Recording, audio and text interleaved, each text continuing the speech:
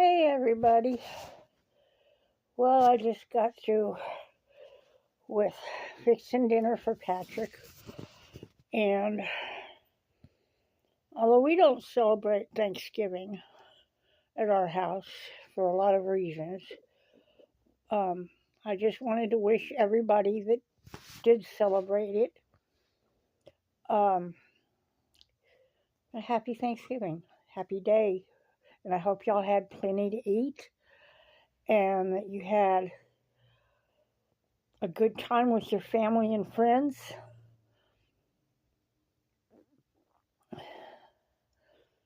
That you never know what it's like to be isolated and alone on a holiday.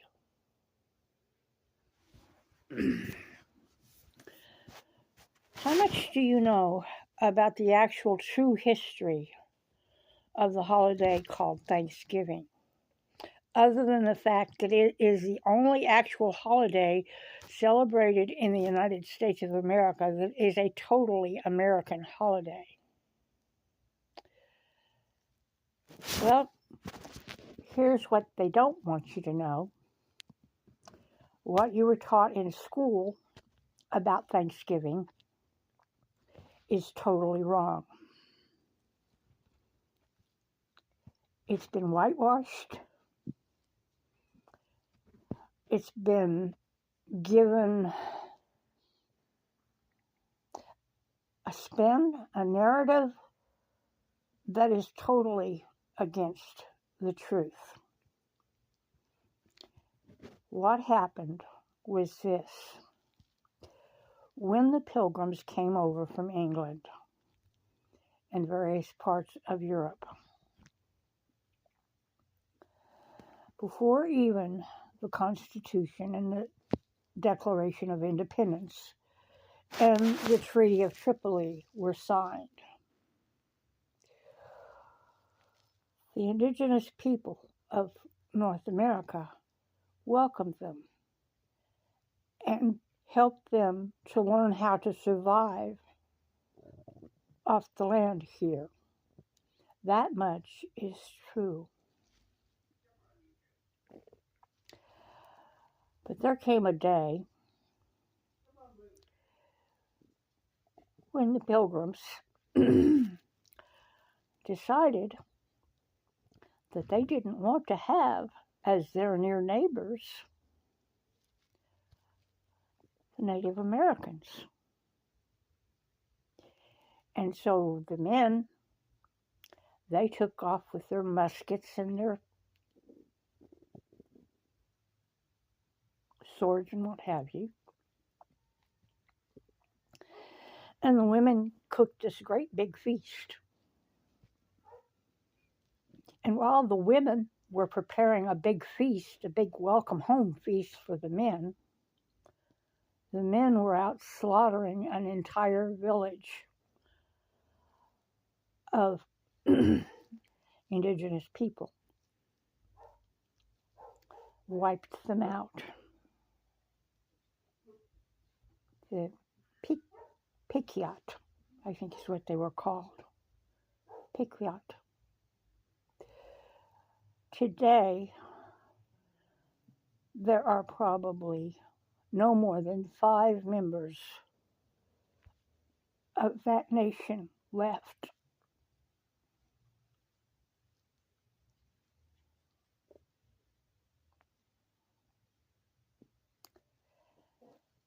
So, they wiped this village out,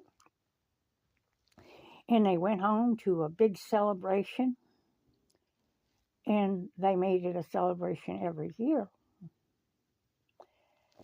And eventually, it was declared an official holiday.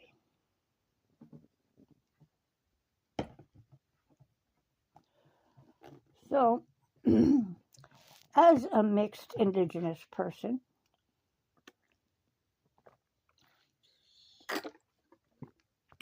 I have a lot of mixed feelings about this holiday. I can be thankful that after 500 years of a genocide, there are still indigenous Native Americans from Canada all the way down to Argentina. We haven't been wiped out yet. There are still people who are considered full blood. There are still people who are members of nations that are not well known among the colonizers. And when I say colonizers, you got to understand that I'm talking about mostly the Europeans that came and invaded this country, Turtle Island, and began wholesale slaughtering of the indigenous people, slaughtered the buffalo and the deer and the other animals that were necessary for people to live, to be able to eat, destroyed the lands where they would farm according to the traditional ways.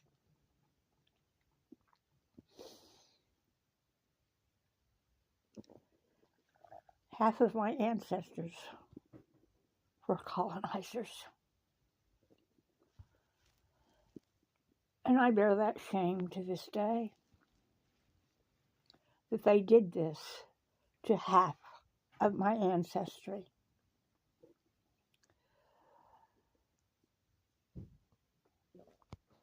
But I have pride, actually, in both sides of my family for the accomplishments that they have made. Not for the killing, not for the war, not for the genocide, because there's no glory in that. The remembrance of that is painful.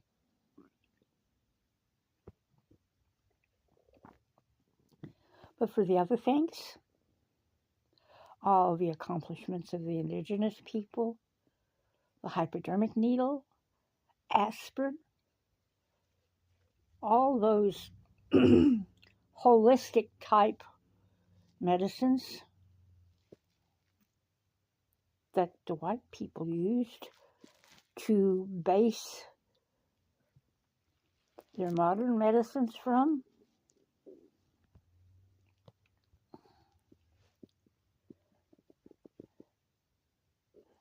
Now, there's many things that the white people brought too. But one of the most important things to remember is that slavery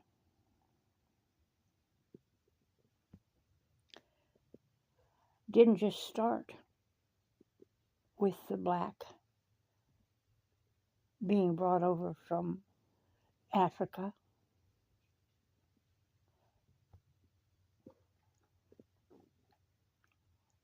There were Native Americans that were kidnapped. Sacagawea, whom you know as Pocahontas, was kidnapped and enslaved and died in England after being forced to marry and bear children.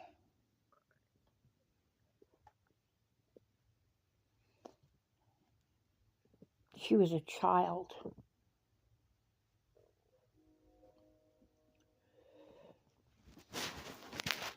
Until 1960,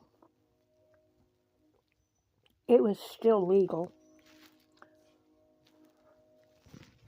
to pay $10 for a Native American child to adopt them,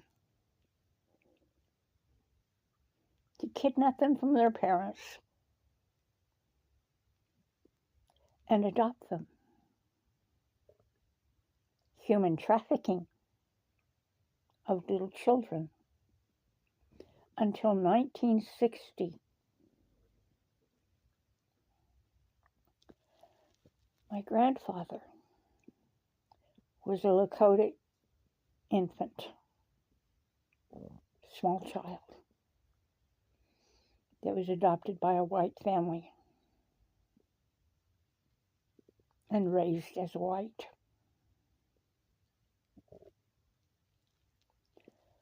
We have the Trail of Tears and all the other forced marches that happened, where thousands of Native Americans died, and they suffered hardships walking through snow and rain and ice and sleet barefoot to reach lands that the colonizers said, well, we're taking what you have and we're giving you this. And that was how Oklahoma became known as Indian Territory, because the whole state was given. And then, they decided they didn't want that. And you had the Sooners and the Boomers, when they opened Oklahoma up for the white man to come in and take the land again away from the Native American.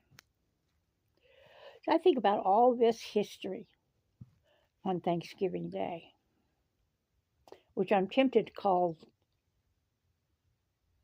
American Genocide Day, because it was the start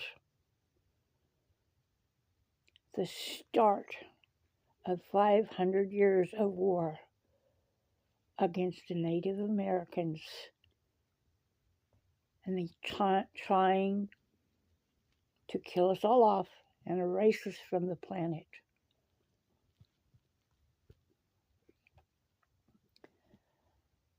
But on the other hand, the day celebrated as Thanksgiving is also a harvest celebration.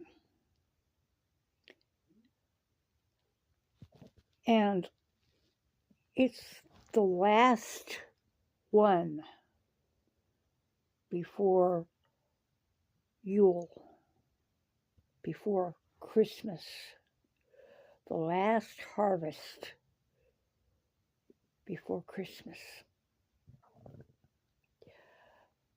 It's a time to be thankful for good harvests, for health, and for survival against all odds. To be thankful for your family, for those friends you still have left, for your beliefs, whatever they may be.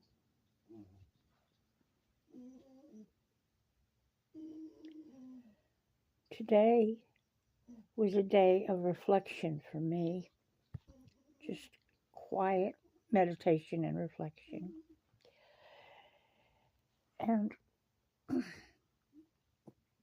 excuse me, I've got an infection or something in that eye, so it looks kind of swollen and red.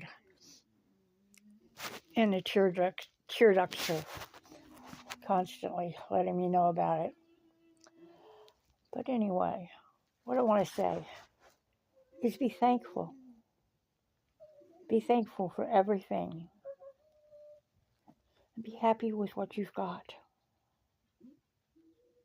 Because all we've got is today. Tomorrow's not guaranteed. And if you have a chance to be kind, to show love and compassion, even to complete strangers, do so. I love you all. Have a wonderful day. And I'll be checking in with you a little bit later, because I'm just about ready to show off that blanket. Love y'all. Bye-bye.